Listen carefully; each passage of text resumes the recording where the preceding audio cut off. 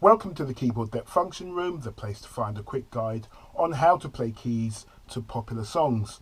Today, Daydream Believer by American pop band The Monkees from their 1967 album entitled The Birds, the Bees and the Monkees. The song was written by American folk singer-songwriter James Coburn Stewart.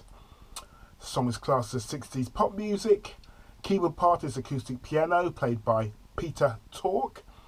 Song is in the key of G. As usual, you'll find a song arrangement and basic chord sheet in the description box below. If you're finding these videos helpful, please remember to like, share and subscribe, and remember to hit the notification button for notification of instant uploads. Okay, so let's do it.